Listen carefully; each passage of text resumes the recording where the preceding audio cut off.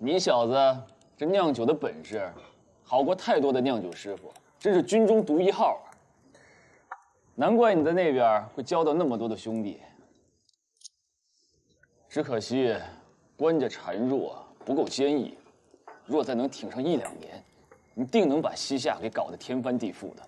到时候我们趁乱长驱直入，战他个上百里，再谈合约，那又是另外一番景象啊！哈哈哈哈哈哈！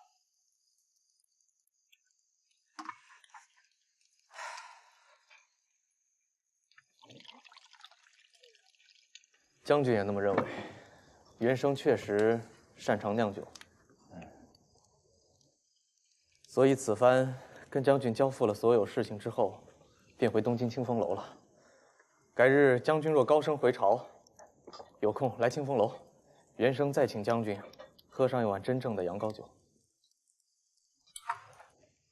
你这是做什么？你是此次最大的功臣。庆功和加官的札子都写好了，明日就送到京城。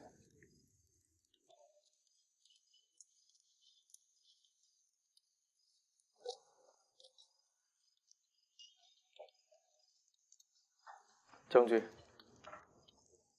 袁深真心已经绝了建功立业的心，只想领了这次赏金，盘下一间脚店，又有干娘照顾，酿一辈子酒。袁生懦弱，指望四海升平，有饭吃，有水喝，有衣穿，每天能给孩子挤上一碗奶。将军铁血神威，永远是袁生心中最钦佩的人。但袁生却是自私胆小，实在撑不住了。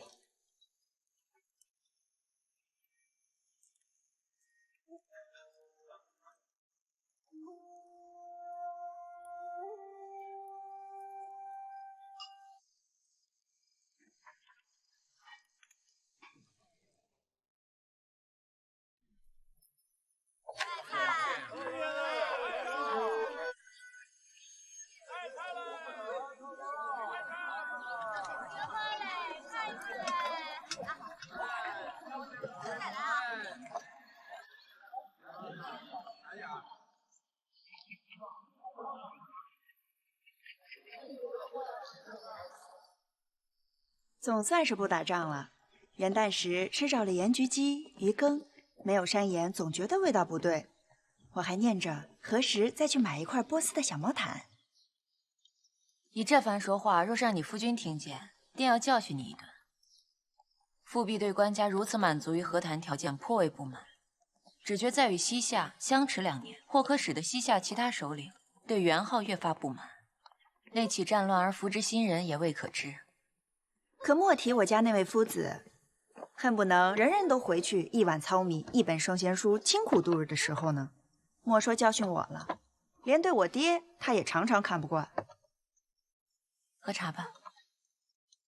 自正月初起，东华门外的灯饰便已经开始张罗了，大小花灯有几百种呢。我前几日趁着爹爹去陕西，便磨着娘带我们去逛灯饰，真是好漂亮，根本看不过来。前日我也跟着爹爹娘娘去宣德楼顶看灯，站在宣德楼城楼上，正对着山棚彩灯。我最喜欢山棚上的那些神仙偶人，手臂可以摇动，手指都能出水。彩灯点亮时，缤纷灯花照在水上，煞是好看。还有左右城门上草把附成的大双龙，动起来正如神龙下凡一般。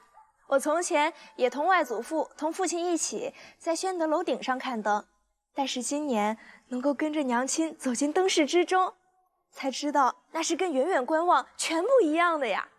在城楼上看，只能看见火树银花，可是在大乐场内，不说可以细看花灯，看那上千种山水人物，花如翎毛，五色琉璃，更有如清冰玉壶一般的白玉灯，真是美极了。宫中也有，宫女们也会提着那些绘了山水人物的灯，我想大概白玉灯也是有的。大乐场上有一人百戏，有吹糖人的，口吐硫火的，还有人叠人的杂技，还有女子相扑。我娘给了我和妹妹一人1串钱，去送给那相扑的女子。我们还买了火杨梅，插在她的发髻上。然后我们就去樊楼，坐在楼里，被外间千百的花灯围着，吃着全东京城最好的果子点心，听着楼里的说书，看着楼里的舞姬姐姐跳舞唱词儿。唉，都不知道我何时才能出宫门一次，去大乐场看灯，上樊楼。今晚是燃灯的最后一日，亦是灯火最盛的一日。爹爹便带你去大乐场，挤在圈子里看女子相扑，带你上樊楼。爹爹万福，万家万福，万家万福。爹爹，你方才不是在逗我玩吧？当然是真的。爹爹怎么会让别的小姑娘压过我的徽柔去？他们有的，徽柔一定都会有。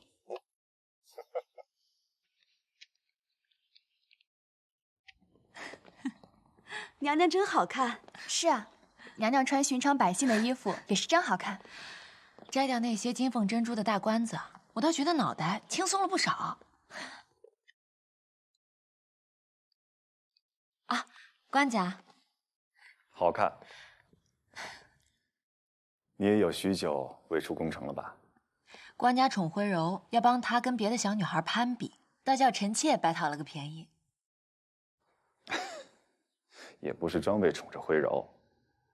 本来与韩琦他们说好，今晚一起去登氏酒楼走走，也听听百姓们说话。走。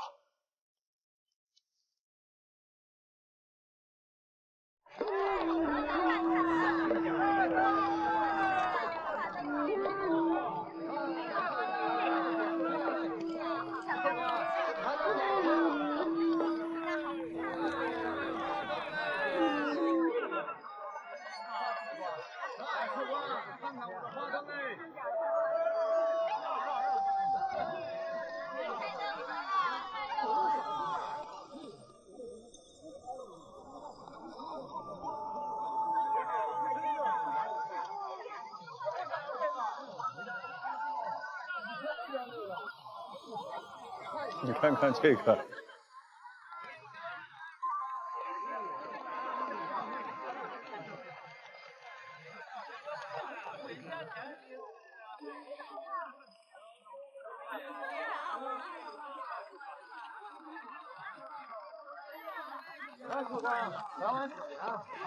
有钱的捧个钱场，没钱的捧个人场。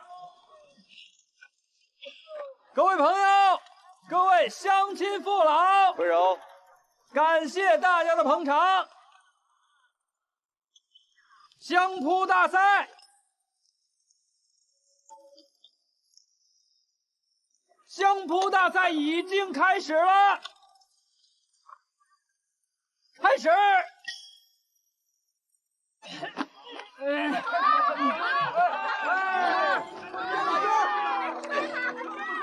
加把劲儿啊！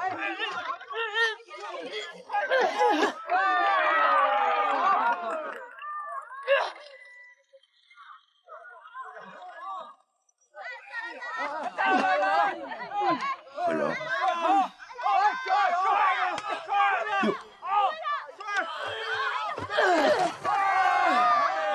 还有一局，这一把你觉得他们俩谁会赢？我们也压一压吧。我就压他。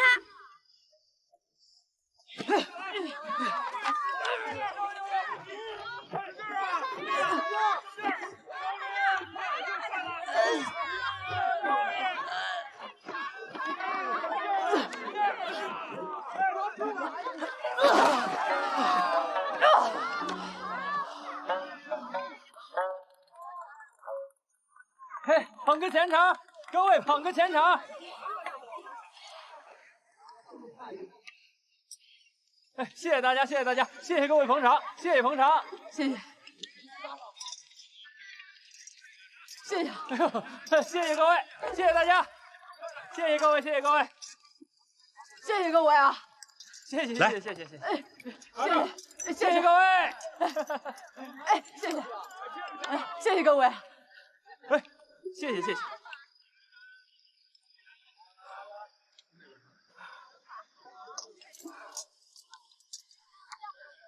谢谢各位。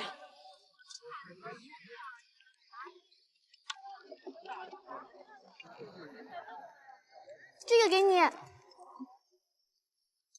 给我的。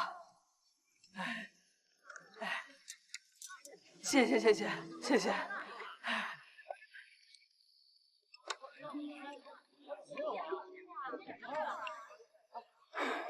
他呀，自己总是学堂里默不出书，做对子做得最差的一个，永远得不到奖励，又不敢跟娘娘说，和堂兄们对对子，又把零钱又输光了，只能回来找我要安慰。他自然是同情最弱的那一个。爹爹心软，朋友也心软。哦，爹爹是否也常常连诗输给了他们？旁的人不敢说，这两个论诗文，爹爹定是比不过他们的。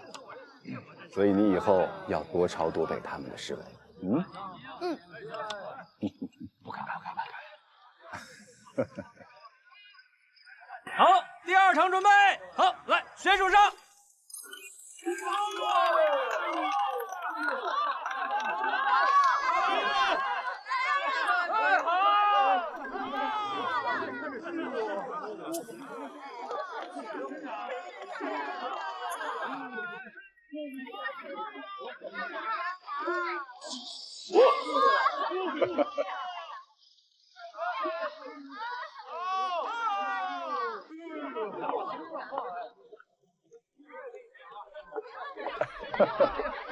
魁柔呢？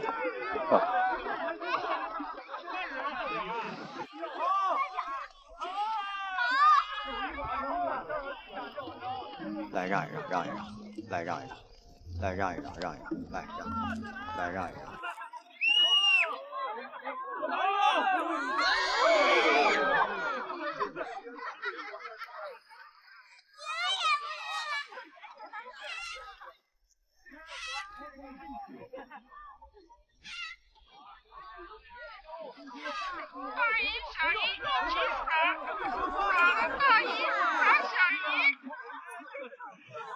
这鹦鹉学报学的不对，怎的是姨呢？明明是耍蛇。姑娘，这是谐音，蛇便读作姨的音。不过单单将这一字按方言读，其他又念官话，那定是这耍蛇的故意了。古拉瓦当流行当朝御史忠臣的笑话。当状元时，为了巴结有权势的老丈人，他是娶了姐姐又娶妹妹，那就是弄了大姨弄小姨了。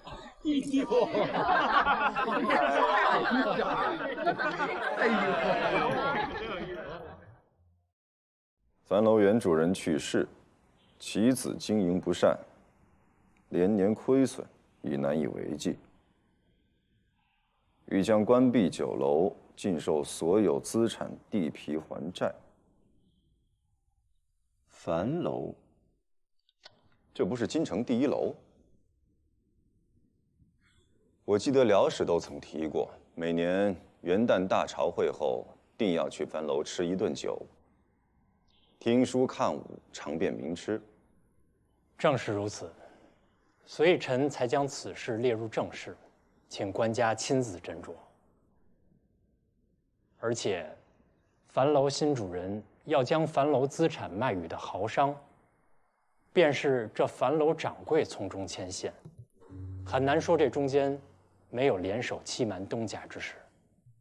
韩相公，若无实据，可不好无端揣测，在官家面前误人清白的。这樊楼掌柜拿债款逾期要入狱行刑，危言耸听贺新东家，又使新东家变卖樊楼以抵偿朝廷酒税。之后，这掌柜又做了远低于实值的价格，介绍陈姓商人买地。这些韩某绝非凭空捏造，样样有实据在。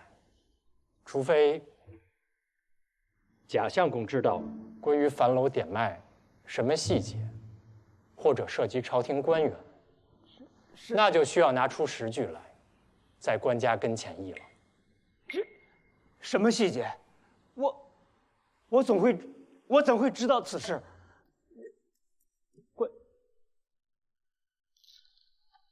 朕方才私传了，樊楼担了多年京城酒税，又为京城增色不少，如今有难，朝廷亦可相助一二。而店主骤丧，也算得上是人力不可阻的灾祸。按惯例，所欠酒税可缓征半年，之后逐月还清。至于铺买，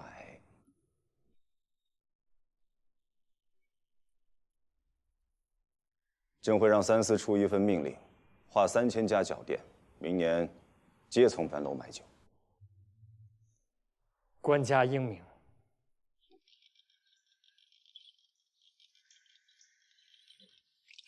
元生啊，干娘真是天天烧高香啊，就盼着你能平安的回来。干娘对元生的好啊，元生一辈子也还不上。瞧你说的，还什么还呀？干娘这些年一直守寡，儿子早夭，除了你，我还能靠谁呀？你是娘最信得过的人了，将来这清风楼我都是要交给你来打理的。来，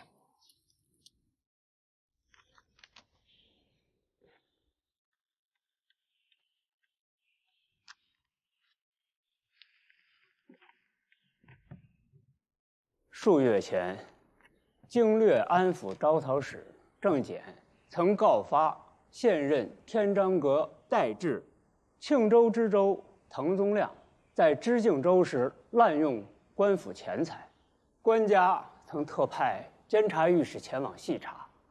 现监察御史梁坚回奏如下：滕宗亮曾用过官钱16万贯，其中数万贯不明，必是亲戚入籍。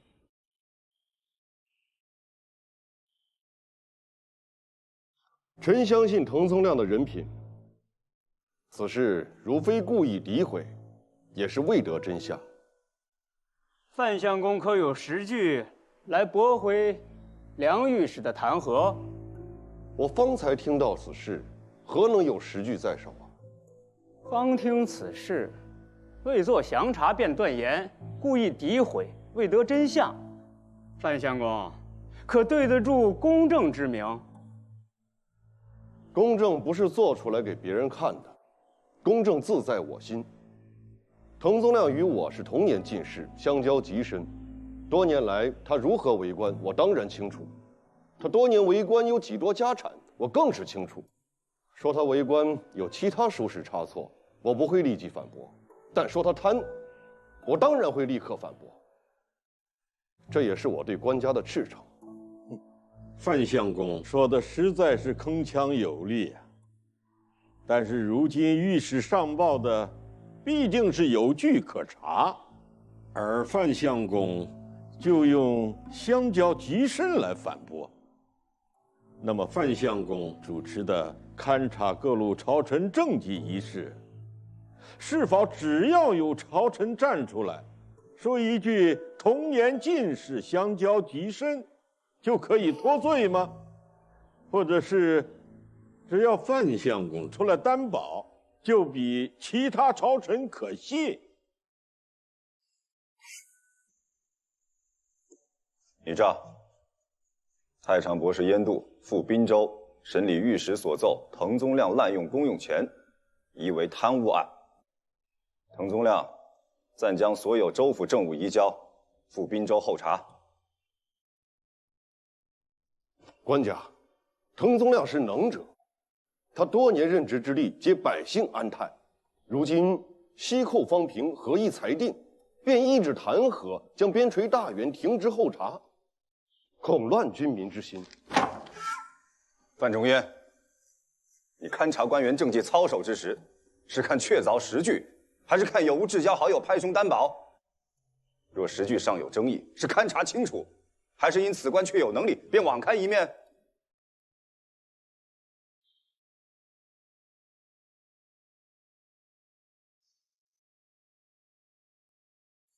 朕累了，今日到此为止。立刻拟诏，今晚之前，盐渡必须离京，往滨州去。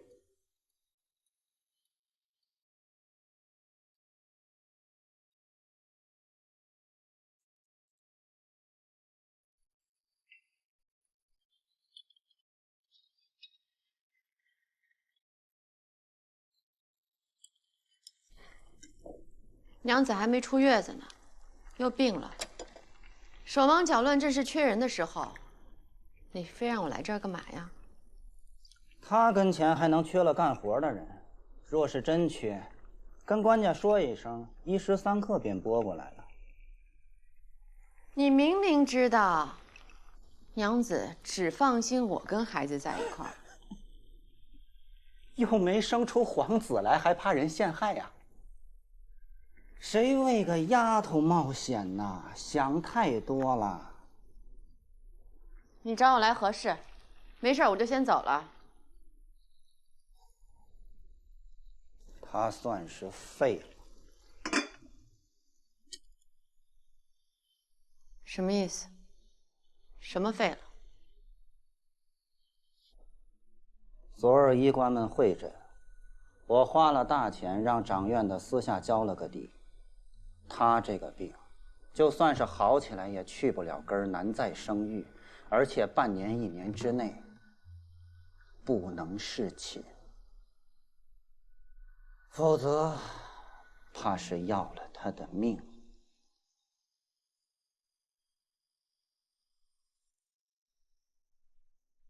我的婆婆，咱们得做打算呐。打算？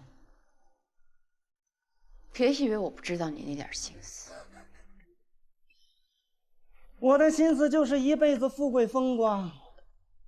难道你的心思是忠君爱民呐？你在外面又是走私又是当人贩子，进了宫你仗着主子得宠，趾高气昂，横霸宫里。他倒了，你肯定比我先遭殃。遭殃又怎么样？大不了一口药下去，一了百了。我怕你不成？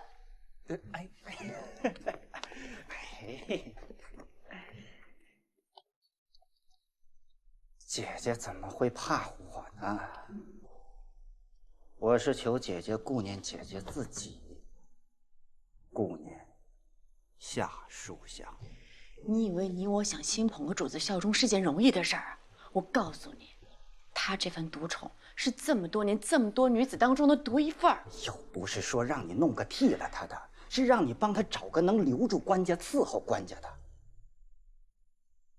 不是说从前张献太后就有张毅太后替他生了官家，张惠太后替他伺候先帝吗？就是现在，仪凤阁不也是跟坤宁殿拧在一起吗？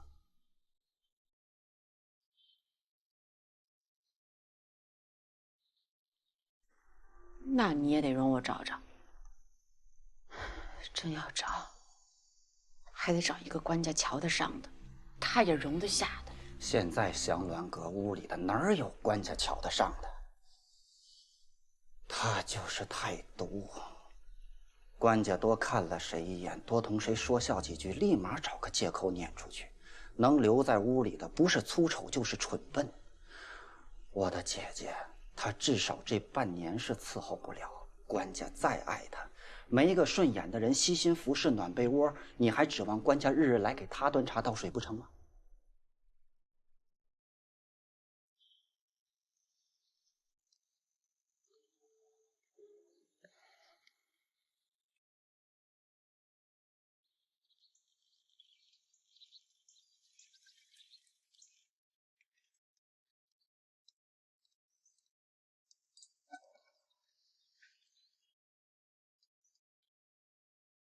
别站着了，说话不便。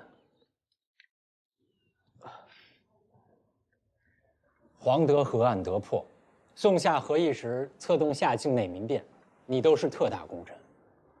你为朝廷立了2大功，若不是训诫不领，如今也已不是布衣平民了。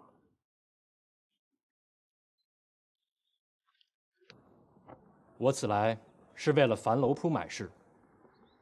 官家已欲三思，若有人能承担樊楼去年所欠税款及明年5万金的酒曲税，朝廷下令，樊楼去年所欠酒税缓征半年，之后平摊入各月，3000脚店皆从樊楼买酒。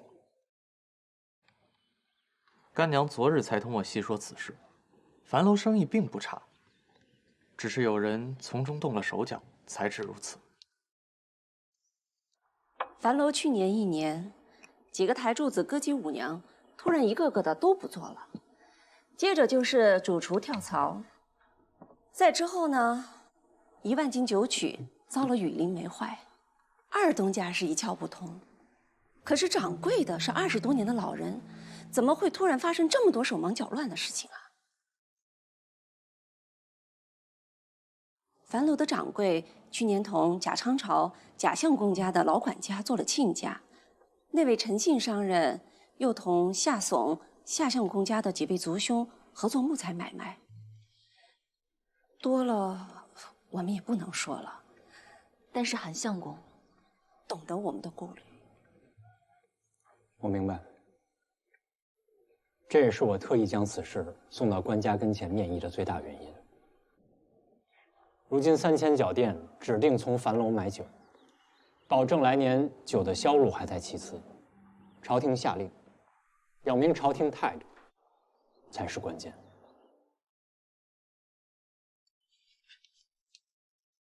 韩先生说的是，我干娘和汴河码头船方的何姐愿意为我签约做保，但出买的本金，加上朝廷2次赏金，加上之前我和舅母官司赢回的梁家家产全部变卖，也尚比最低限额差了1半。元生如今尚不敢打包票，但10日之内若能凑齐，自会去争取。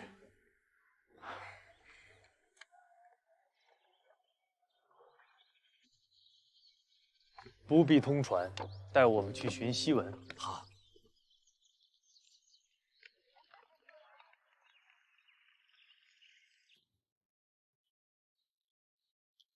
范琪，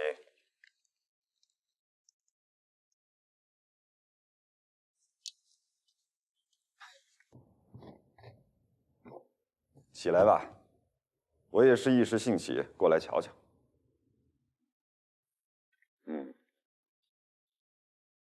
这参知政事的宅子也忒寒酸了些。臣在京城未曾置业，这房子只是租的，妻儿也没有跟来。去烧些干净水来，不必做茶。这有些破旧了，臣去找个软垫。无妨，你做得，朕有何做不得？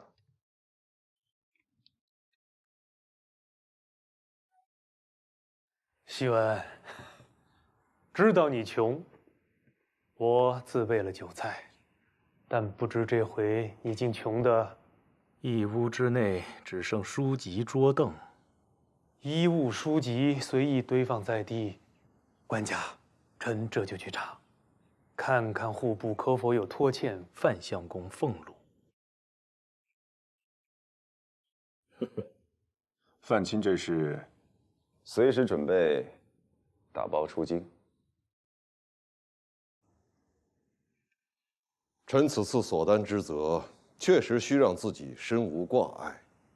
徒惹麻烦的身外之物，何必闲置在此碍事啊？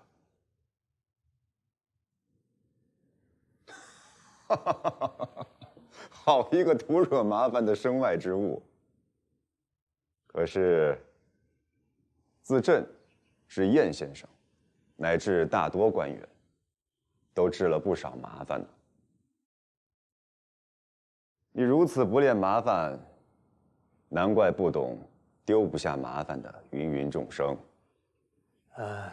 行新正7月余，陇关不止裁了2成，罪不称职者革得也差不多了，不如立志就先放一放。春闱将至，和西夏虽已合议，边事依然令人堪忧啊。整饬吏治，与这些有何冲突啊？吏治清明，其余才好事半功倍。事有轻重缓急，冗自现记忆大有改观，而今非议崛起，不如暂缓，以观效益呀。冗自是顾忌这几十年恶化，因此官家与晏相和众大臣们都认为非治不可，便下定决心启用臣来狠下猛药。如今状况好转，而四方误议，却使官家和众大臣们从前那些对猛药伤身的种种顾虑，便要回来，便要半途而废吗？无论治病还是治国，岂能一味求得除恶务尽？罔顾可能有所误伤啊！为防误伤，便除恶仍留根，治病不治本。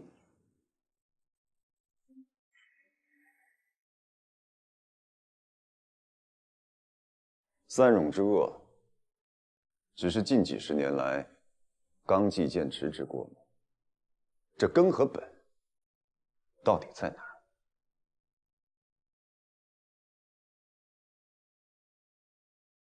年前，臣才入京时，去看望过吕相。吕相曾给臣告诫：冗的根本，怕是缠绕在祖宗的家法之中。不过，臣以为，那是吕相一家之见。怎么讲？历经晚唐与五代之乱，黎民困苦，祖宗深知稳定才是天下万众最需要的。昭和气变成祖宗家法，防范武将乱政，制约大臣专权，严禁外戚乱政，亦以不因言治罪，鼓励进谏，监督匡正君王的言行，这一切皆以治乱为首位。而吕相和如今那许多反对新法的大臣们，却混淆了治乱与怕错，亦以怕错来掩饰不思进取，而臣恰恰以为锐意进取才是真正的治乱之策，怕错求安，终将孕育祸乱之源。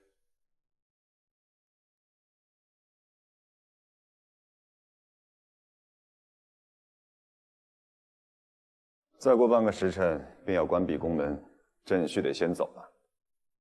晏先生，便多坐坐。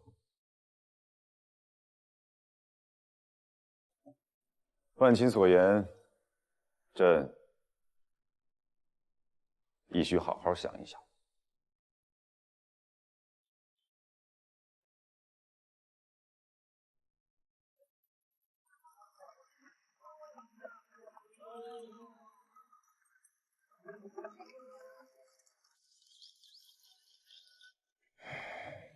地方官，勋臣后裔，如今连宗室全在骂范仲淹。也不过半年，他就从众人口中品格洁如月、质如玉的真君子，变成了狠厉刻薄、残忍无情、为求自身功名、毫无仁义之心的酷吏，甚至连平日备受赞美的耿直，亦成了假仁假义。包拯上奏，抱怨他们为考核官员，使得诸路多了无数繁琐无用的事务，又因举报弹劾，让审判院大理寺的案件比往年翻倍，却并没有什么确凿的重大的罪名，不过鸡毛蒜皮，甚至无端揣测。斥责裁撤冗官的新政，是狗图震惧之名，会使得天下官吏人人自危，反而坏了是否？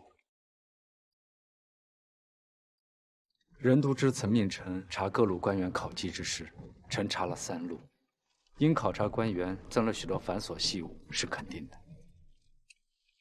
举报证据并不确凿是有的，流于形式的也有少数，但大多还是如实考绩。臣也没发现有借此故意打击异己、敲诈钱财、收受贿赂。时间一长，胆子放开自会有的。纲纪法度都要有人去执行，有人就会有私欲。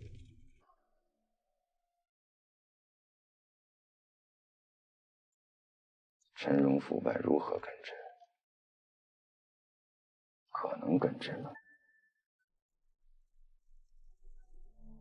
道理虽是如此，万物却并非全按道理而行啊！你裁撤冗官，丝毫不留转还余地。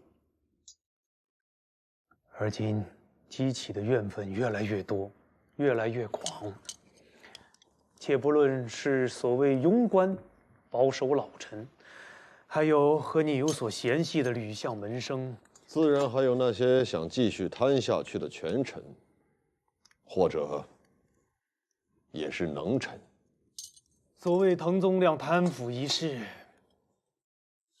最初举报的郑检，之后弹劾的梁坚，二人是庸，是贪，都算得上是清廉能臣吧。他们却抓着滕宗亮使用公用钱不慎，夸大数目，危言耸听。滕宗亮真是贪官，还是他们有所仇怨呢？所以，晏相也觉得他们是项庄舞剑，意在沛公了。好，那请晏相与范某一起在官家面前力保滕子京。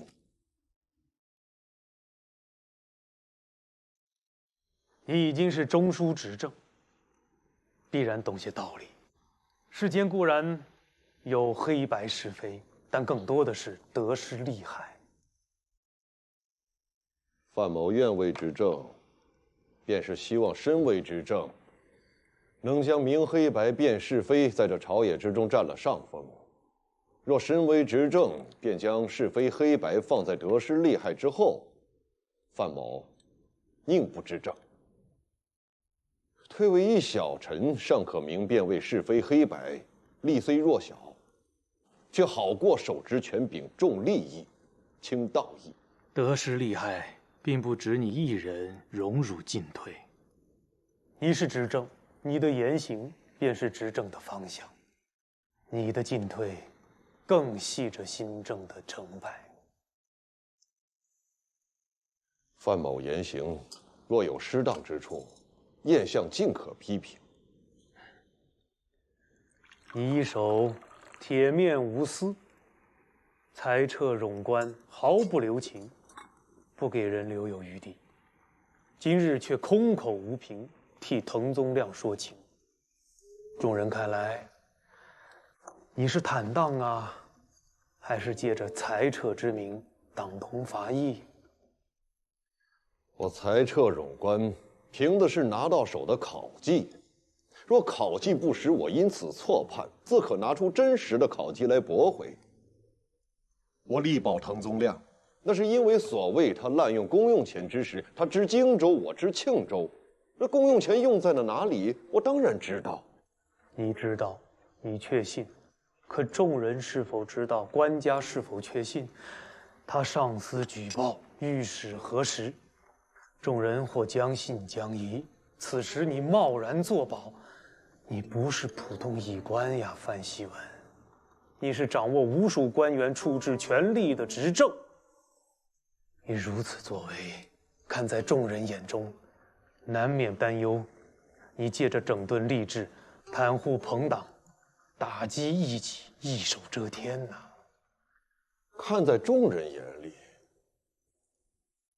是看在众人眼里重要，还是事实重要？事实在哪里？在你心里吗？谁能看到你心里？万物皆是眼中的万物。你人在高位，深系无数人利益安危，除了心里的坦荡，怎能没有做给别人看、安定人心的做戏啊？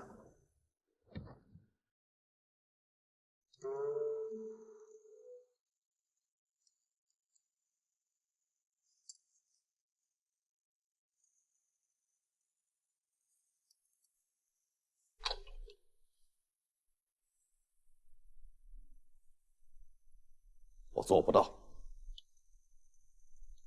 什么？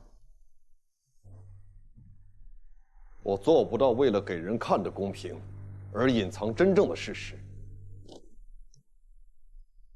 当时葛怀敏战败，人心浮动，边城危急，而滕宗亮当机立断，为边事奔走，聚拢人心，犒劳将士，亲善藩羌诸族首领，请周围各路出兵援助。这公用钱用在了哪里？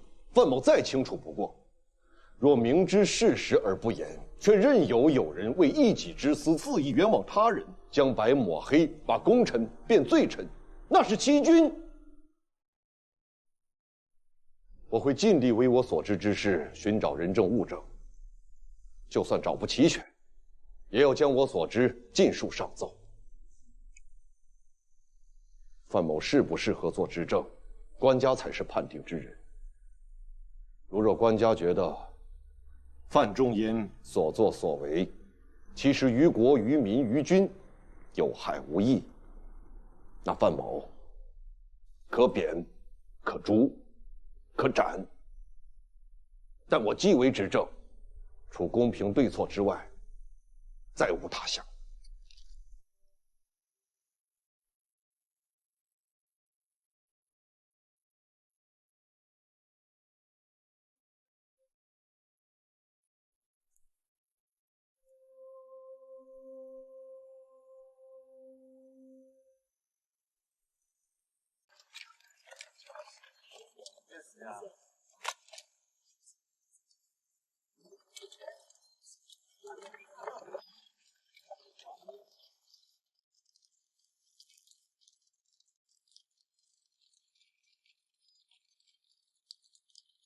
你查过樊楼吗？臣知道此事。樊楼号称东京第一楼，骤然亏空，致拖欠朝廷税款，以至于要关楼卖地，在京城是件大事。在皇城司应查之列，臣在给任都知的月报中详细报过。任都知说，杨副都知先报了此事，他已经去查了。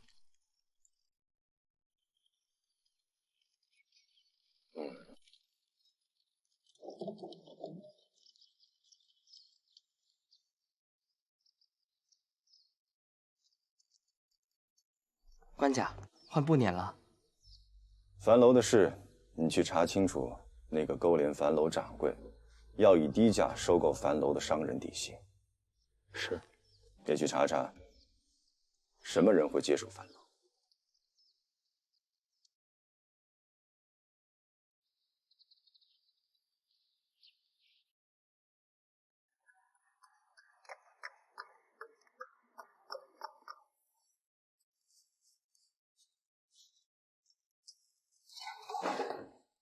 婆婆，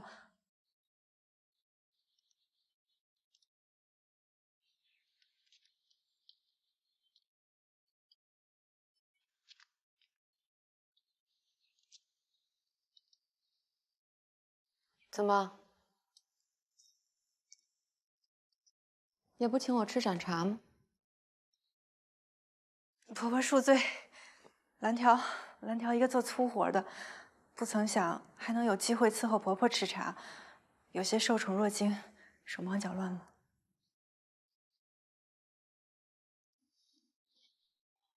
伺候我便受宠若惊了。我本还想着，是不是要你去伺候别人，想必你也是不敢了。罢了。我敢，我可以的。张娘子身子不好，若婆婆让我去伺候张娘子，我定尽心尽力伺候的妥帖。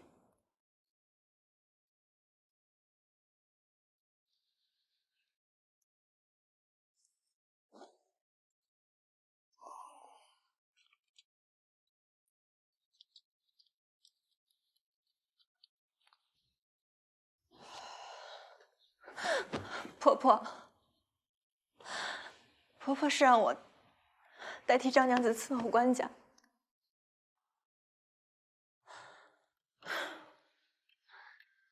看来你是早有此意啊。是，这是蓝条的野心。可是这宫里的女子，谁没有这份野心呢？那我怎么能放心，在张娘子病着的时候，放一个有野心的女人在官家的身边。蓝条不敢瞒婆婆，如果说年轻的时候，我或许还会有这份妄想。可是如今日日见官家如何对张娘子，我难道还不死心吗？只有借着张娘子的圣宠，成为张娘子的人，在她力不能及的时候帮她一把，才有可能得到官家一丝好颜色。帮她就是帮自己，害她就是害自己。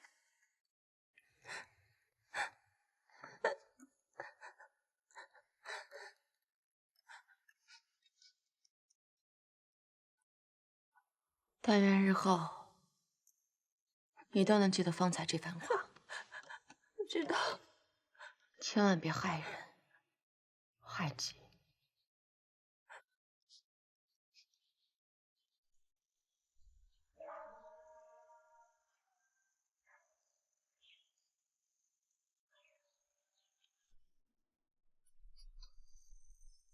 宫中在做法事。谁？三皇子没了。朱才人生的希儿。是啊。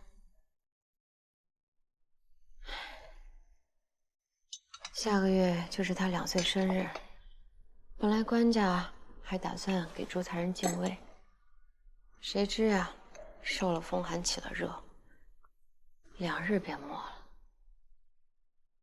最近也真是晦气，上月始平郡君生7公主，1个时辰便没了。看来啊，娘子还是有天上神灵护佑。虽然生8公主有些凶险，但好歹最后还是母女平安。8公主呢？啊，放心，奶娘喂了奶，睡着了，睡得好着呢。等她醒了，我便抱过来给你啊。哦，对了，官家今儿给她起名了。早上你还睡着呢，官家便起身了，8公主也醒了，我便抱过去给她看。这8公主可乖了，在官家怀里不哭也不闹，可给官家稀罕坏了。官家就抱着她走到窗边，8公主听见外面这诵经的声音，这眼睛就咕噜咕噜直转，好像是很感兴趣的样子。于是呀，这官家就给她起了个名儿，说那就叫她幼雾吧。但愿瑶瑶和幼雾都能逢凶化吉，平平安安的。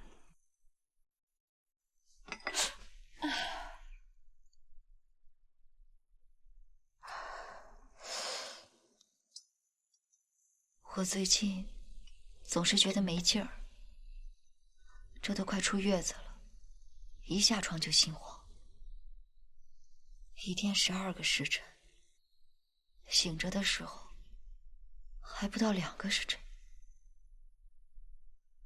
太医不是说了吗？你这身子得慢慢的养。没事儿，这有我呢，你想睡就睡，我一定不错眼的盯着4公主和8公主。可是这几日，我连官家什么时候来的都不知道。原来在咱们这儿，官家的起居都是由你来伺候。可是今天他起来，我这老婆子也不好意思跑到他跟前给他添堵。可是看了看周围吧，又没有一个齐整机灵的人，所以我就跑到杂物间去，把蓝条给叫过来伺候了。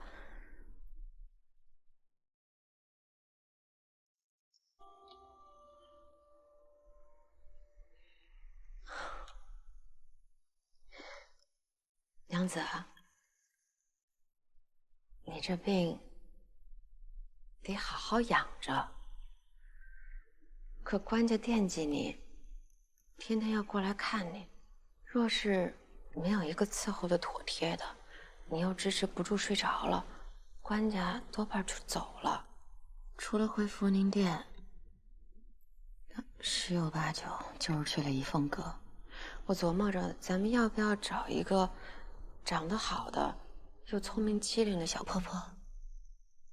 你方才说今天早上是蓝条伺候的官家。我也是没办法再叫的他中规中矩的，也不出色。那就让蓝条来那天。我现在身子还没恢复好，官家来了就使唤他吧。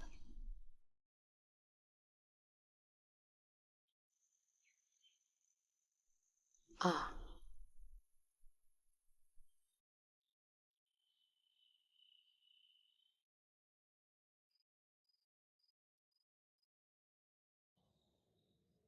官家，赵茂泽求见。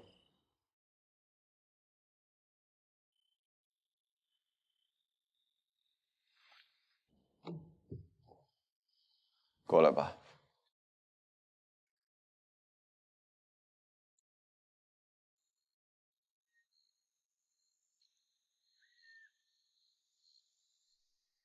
清风楼老板娘的义子袁生往来奔走，欲凑足本金城下樊楼久睡。此人官家也许还有些印象，少年时便史记揭出来舅母通奸贪官，贪没自家财产事。后来从军，是刘平黄德和案帮刘公子平冤的首功。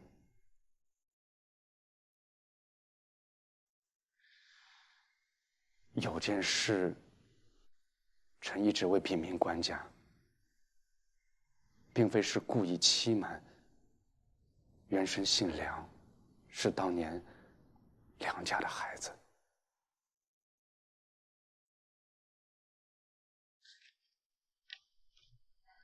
臣有罪。臣得知此事虽早，却不知如何开口。臣知官家一直藏着当年梁家出殡时的纸钱，对梁家梁元生的身世，早在他发配从军时，朕便知道了。你的这点心意，朕倒是明白的。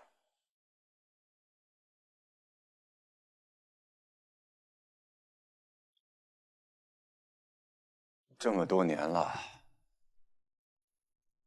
这么多年了，你是知道，朕不曾有一日放下心中对母亲的愧疚。朕甚至不敢想她，不敢去拜她。在朕得知袁生的身世后，朕就有些羡慕他。这梁家的孩子，能替母报仇，也能把恶人入罪，何等的淋漓痛快！便算是中间有违例之处充军又如何？他心中定是比朕舒坦100倍。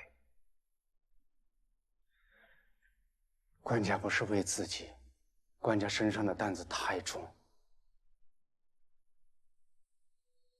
若是朕便一意孤行去见母亲，大娘娘会怎样？寻机会废了朕，加害母亲，故意乱政，她会吗？大宋又如何？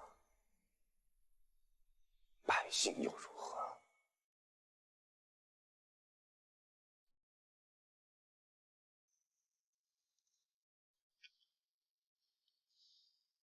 这么多年，朕怕这个，顾惜那个，不敢任性，不敢肆意的喜欢和艳造。可还是要地震，还是要雪灾，还是要有成千上万的难民动馁。天意，天意究竟是为何？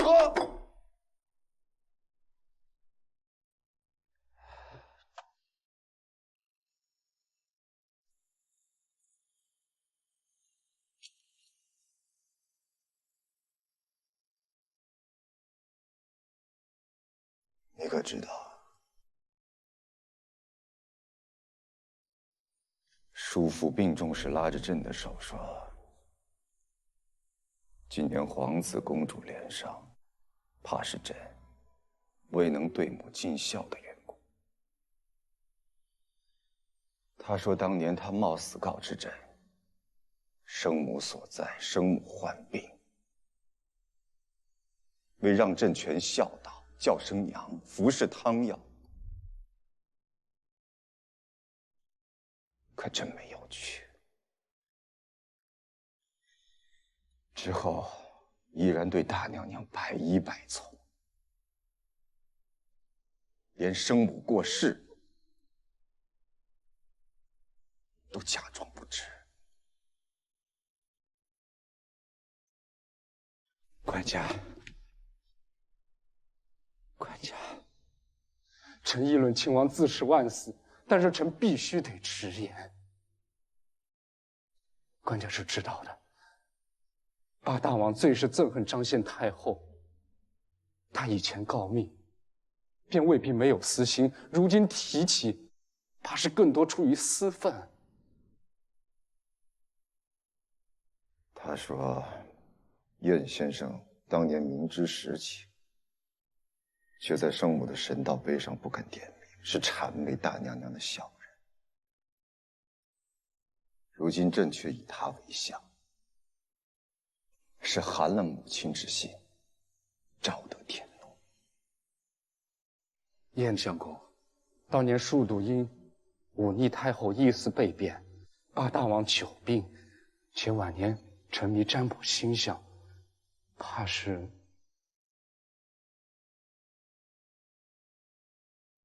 管家孝顺长辈，不愿忤逆反驳便罢，万万不可因这等言语自苦伤身。占卜也罢，星象也罢，究竟谁能让朕确知什么是天意？若知天意，让朕为国受罚也罢，为民当苦也罢，着落在朕身上便是。为何连连夺走朕的儿女？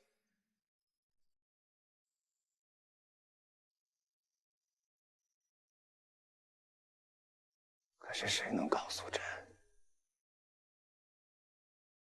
究竟如何才能顺应天意？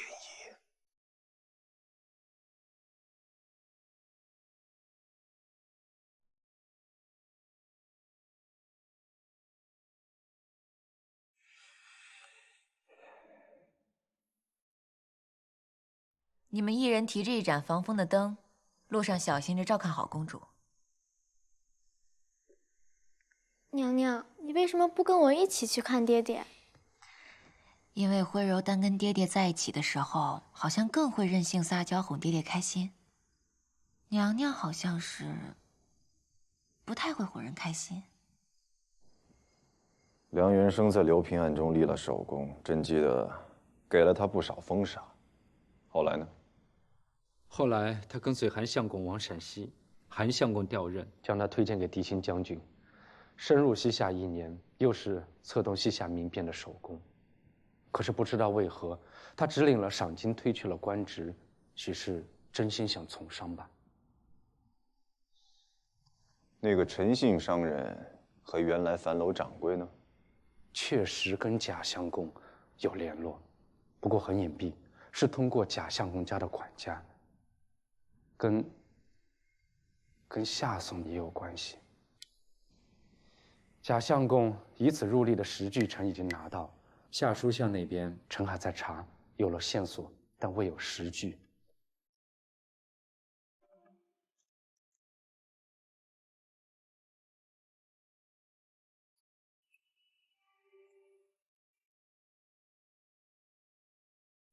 你说袁生奔走凑本金，韩琦没有插手？据臣所查，没有。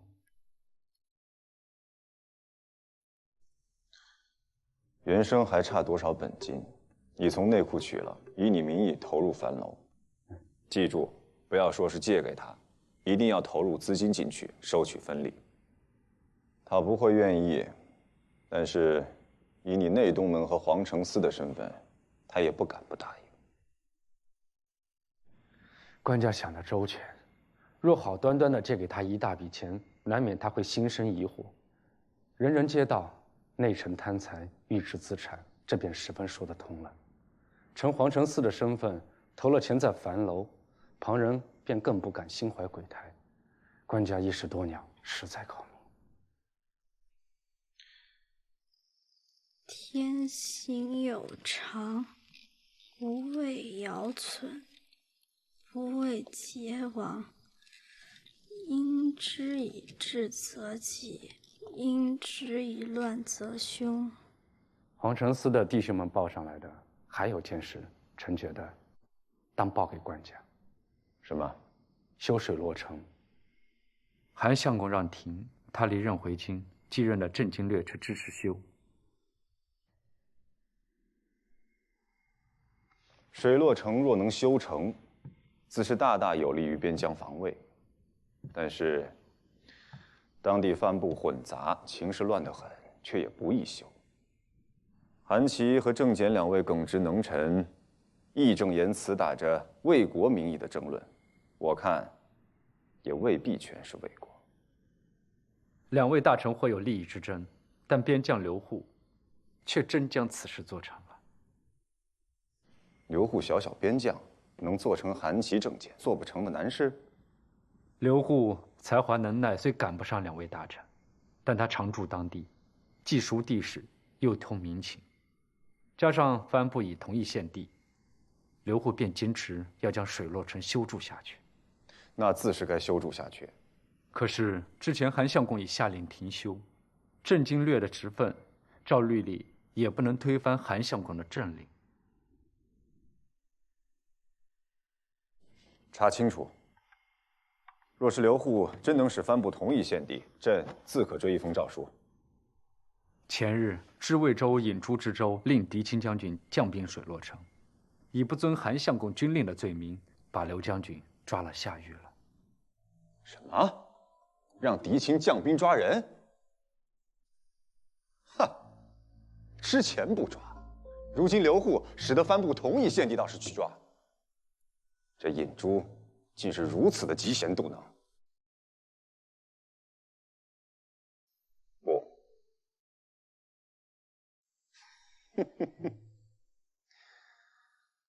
朕懂了。郑简举报滕宗亮，尹朱一向与欧阳修、范仲淹为朋，自是要打击郑简。郑简支持刘祜，便要打击刘祜，不能让他立功。这便是所谓君子。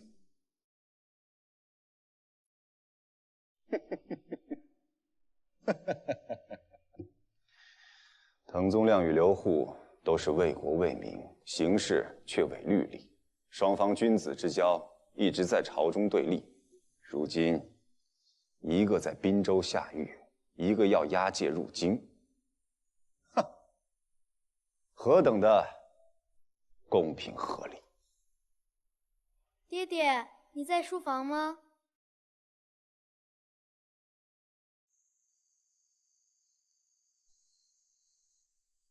这么冷，跑来找爹爹做什么呀？啊！从今儿起，爹爹这里便不生火盆的。就是知道爹爹下令不生火盆，不用晚膳，慧柔才来陪爹爹一起。哦，慧柔已经吃过晚膳了，那就明天。胡闹！既然爹爹这么决定，怎会是胡闹？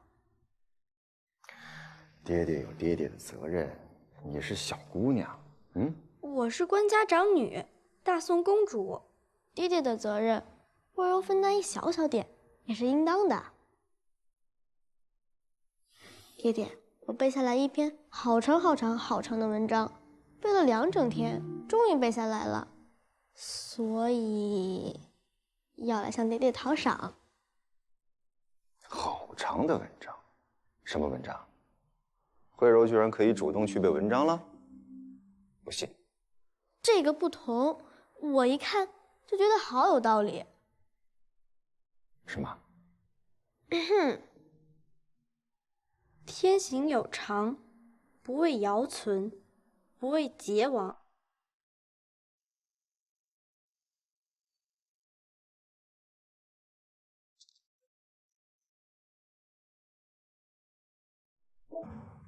臣符文原陕西4路经略郑简举报滕宗亮在任上滥用公用钱，而监察御史梁坚更报称滥用之数达16万之巨。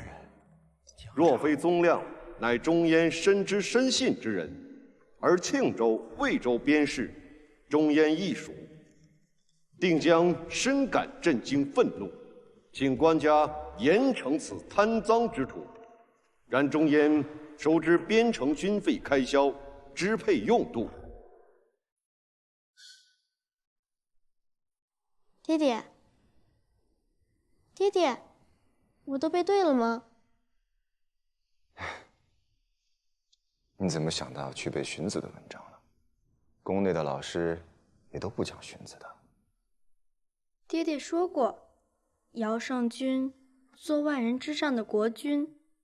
这个万人之上，却不是万人之上的享乐，万人之上的霸道，而是比所有人都担负更重的责任。慧柔真乖，爹爹很久以前和你讲的故事，现在还记得。慧柔记得，因为那时慧柔问爹爹，为何被褥的颜色都洗得不鲜艳了，还不舍得扔掉？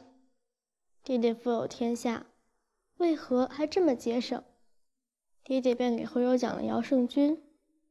爹爹说，虽然永远不及尧圣君万一，但每个帝王都是要学一学真正圣君的为君之道的。为君之道，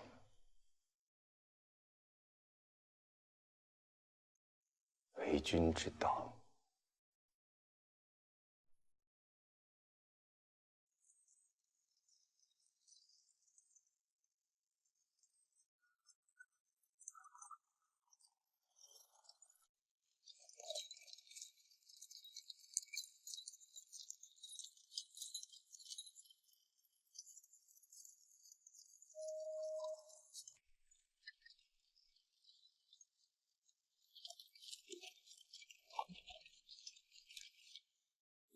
你们尽快清理开，过了这段山路，我们就宿在前面的镇上。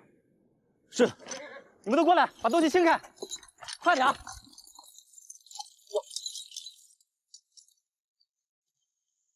给。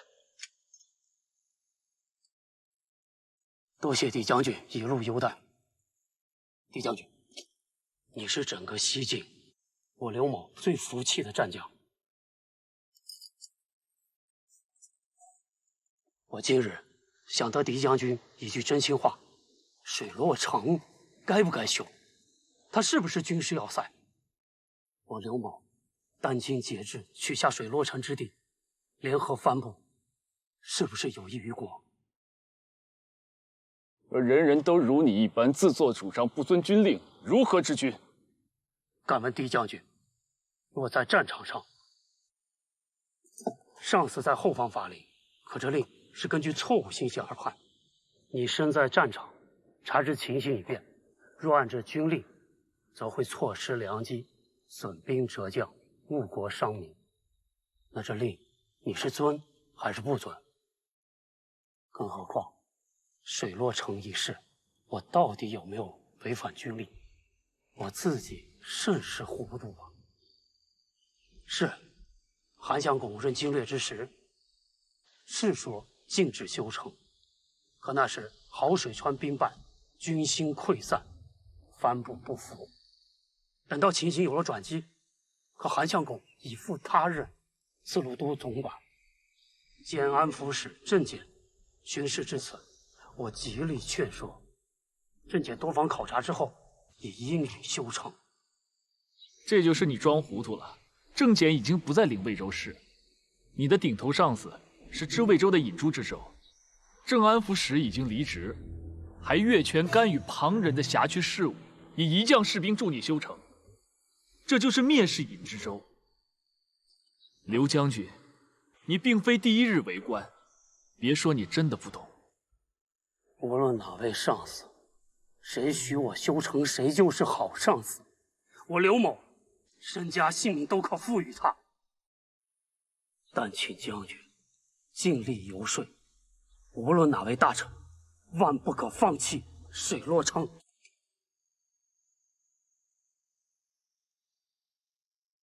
刘户违反军令，罪应当死。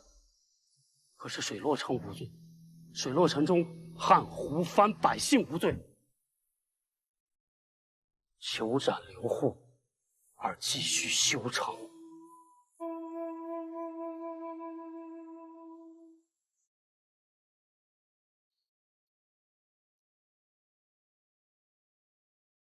爹爹已经夙夜忧思，又安抚灾民舍米，又低价售炭，就不要减善了呀。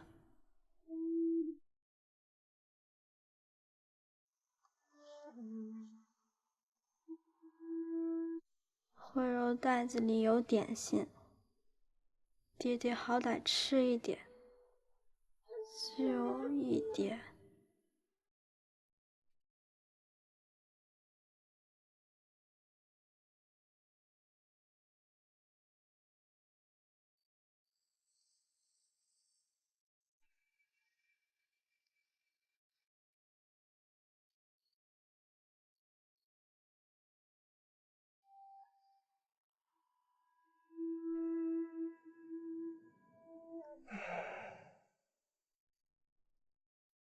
慧柔，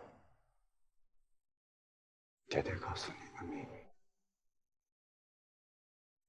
于正，爹爹虽然做的不是最好，但问心无愧。爹爹只对一个人特别的问心有愧，那便是你的祖母。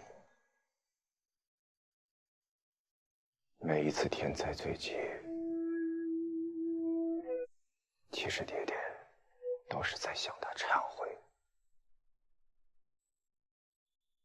爹爹求的，就惩罚爹爹一个人。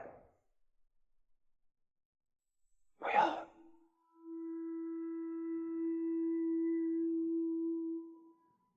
怪到你们身上，千万不要。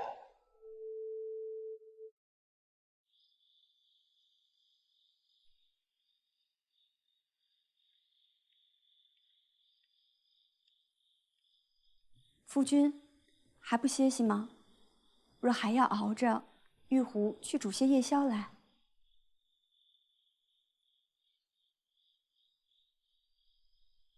这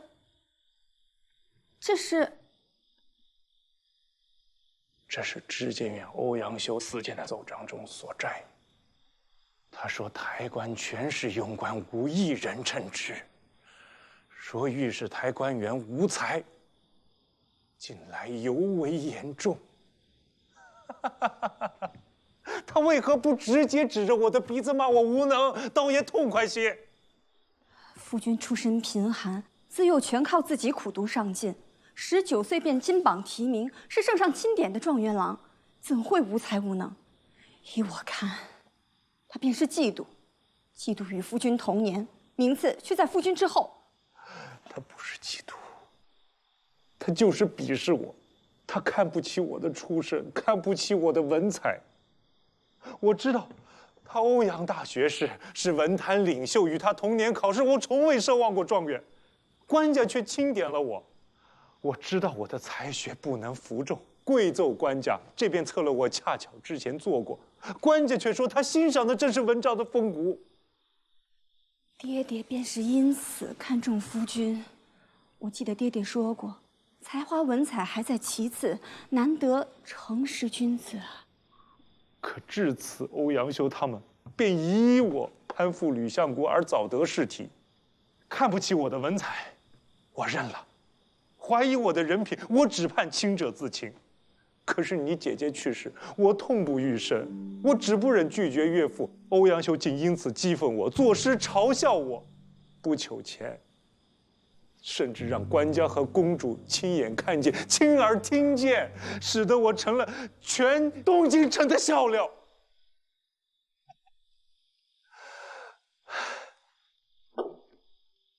这我都努力的忍了。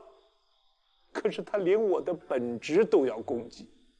他说，御史台官员无一人可用。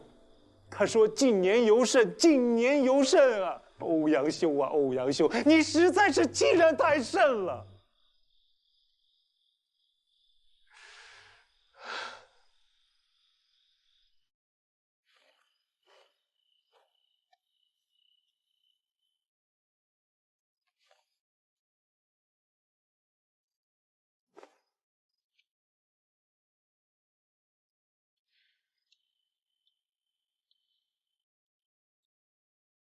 官家，去把人手中叫过来。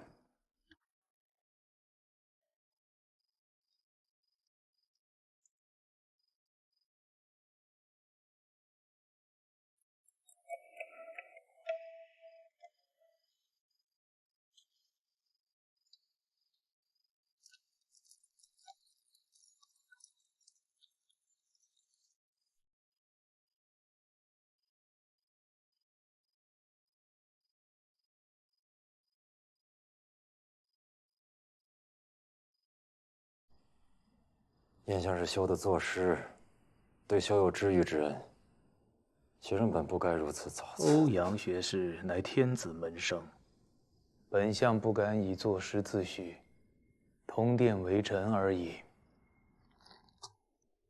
欧阳学士一向犀利，对不平之事、不屑之人，口诛笔伐，毫不留情。没得罪的同僚，怕是一个巴掌都数得过来。3、5行字，骂遍整个御史台，霸气。修所言皆是事实，从无造谣构陷。若是因此得罪了同僚们，那也是身不由己。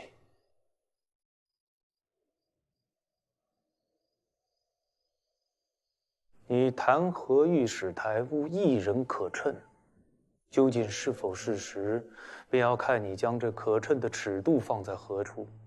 尺度若是放得极高，自可称台县非才无一人可称。可你如此苛责，群臣便会觉得你支持的新政亦如此苛责。苛责之后，是否当真有人可称？若御史台被苛责，各路府各部院皆可苛责。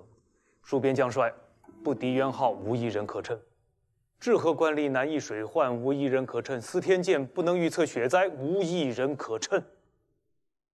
皆出不足之处，被江河阻路，叹人不如水中鱼，人之不足也；被山阻路，叹人不如空中鸟，人之不足也。若此满眼皆是不足处，你竟可说并非谣言构陷，却又并无改善之法。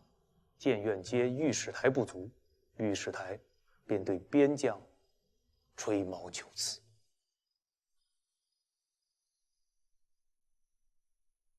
燕度到了滨州，先查滕宗亮在庆州时的账目，比比清楚，并无侵期入籍，但是有若干授予边将和馈赠过往官员的款项。于是燕度便将名单所设，一一拘捕拷问，竟然将滨州的牢房都占满了。查勘不得上刑拷打，受审人耐不住，攀咬甚广，就连崇世恒、狄青等名将都在其中。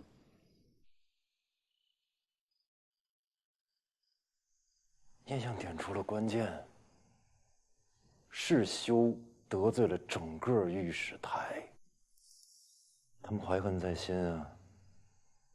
修平日里素与范兄、韩兄、傅兄志向相投，他们将我们视为一党，如今就是在打压我们所提拔、支持、欣赏的官员们。既然燕相如此说，那请燕相秉公直言，替滕宗亮鸣冤。文叔，慎言。君子与君子，以同道为朋；那小人与小人才以同利为朋。我们便是一党，那也是君子之党，休颇以为荣。朋党之论，实乃大忌。孰身兼平章事、枢密使之职，万不可深涉其中。今日与欧阳学士一番议论，崇政殿御前议政前，定会如实向官家禀报。那是。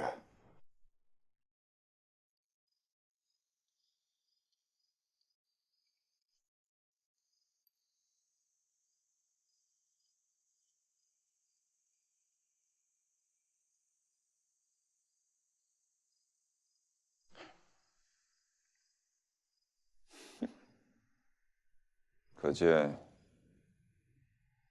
便算个个都有为国的公心，却没有哪个能没有私欲、不讲私情。无论因公因私的人以群分，最终都逃不开“党同伐异”四字。朋党之害，一现端倪。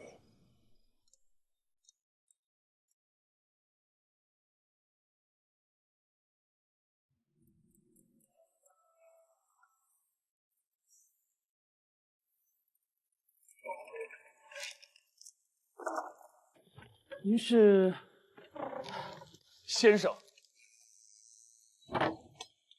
汉臣。边境出了何事啊？竟然来到京城。狄青是私自进京，求见先生。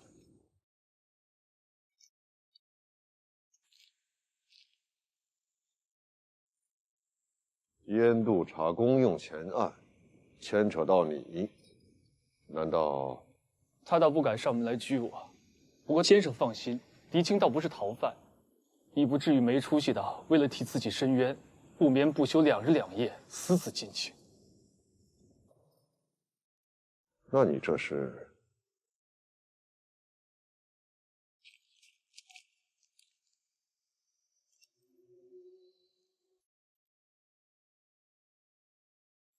只为水洛城，水洛城比谁都重要。